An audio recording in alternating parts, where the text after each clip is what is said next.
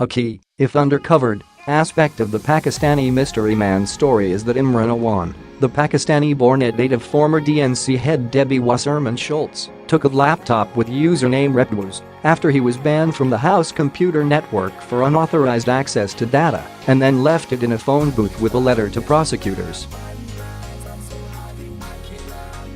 On Friday, President Donald Trump tweeted, "Just heard the campaign was sued by the obstructionist Democrats.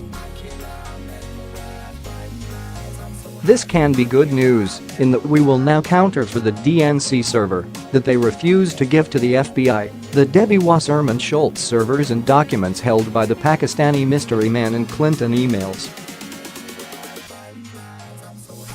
Trump appears to have accurately identified a key issue with the Pakistani mystery man that comes straight from court documents. Lawyers for Pakistani-born Imran Awan currently have a copy of the contents of a laptop with the username Reptwos. Wasserman Schultz wanted to block prosecutors from seeing what was on it. Imran's lawyers have attempted to set up a situation where it is up to Imran whether prosecutors can see the laptop, claiming attorney-client privilege. Other analysts say the laptop should be fair game for review. Each twist has increased the intrigue. On February 2, 2017, Imran was banned from the House computer network for making unauthorized access to congressional data. According to the House Inspector General, this happened not long after Wasserman Schultz was fired from the DNC after a cyber breach, yet she refused to fire Imran or even put him on paid leave, claiming that they didn't need to access the internet to do his job. Wasserman Schultz's refusal to fire him meant he had continued physical access to the congressional office buildings, even though all of his other part-time employers fired him, and he knew there was an ongoing criminal investigation. On April 5, 2017, despite not being allowed to connect to the House network, he was in possession of a laptop with the username Reptwos and left it in a phone booth, where it was picked up by police who confiscated it because they recognized that it was left there by a criminal suspect. Let that sink in.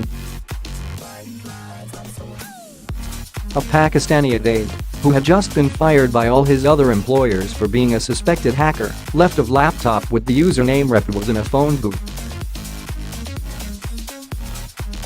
The laptop was placed next to a letter to prosecutors. What it said is not publicly known. The cache of documents also included copies of Awan's ID, which assured that police tied the laptop to a criminal suspect and seized it as evidence rather than returning it as lost property, and a note that said attorney-client privilege, which put the laptop into legal limbo. It is not clear whether the laptop was left out of carelessness or was potentially stolen and possibly planted for police to find. It was left in the booth, photo to the right, with highly specific and sensitive materials. It may have been left there late at night. Building staff called police at 12:21 a.m. to report an unattended bag in the phone booth on the second floor. Imran's attorneys said in court that it was snatched by police while he had stepped out of the phone booth to search for better reception. What occurred is a backpack from my client was found. He was trying to get a better signal. There was a note that said attorney-client privilege and a hard drive.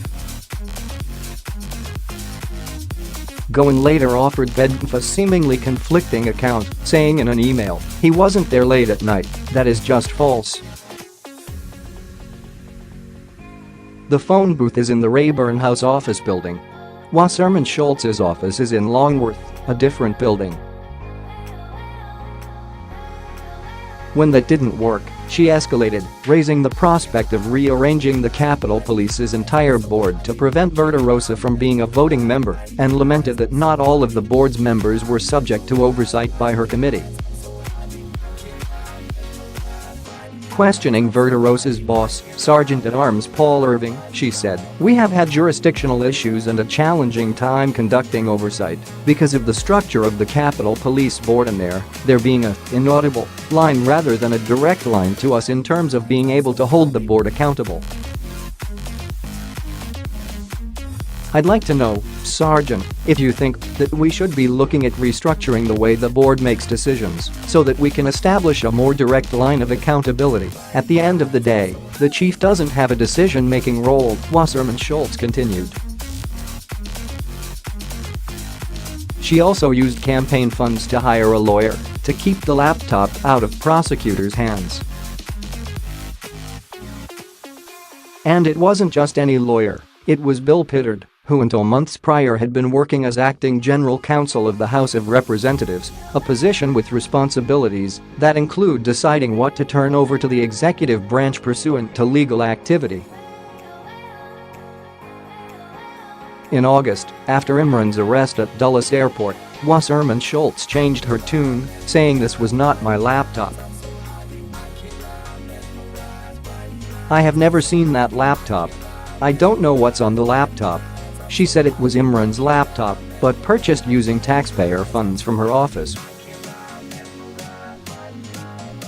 She said Imran's due process rights had inspired her demeanor during the Capitol Police exchange and the lengths to which he went to shield the laptop.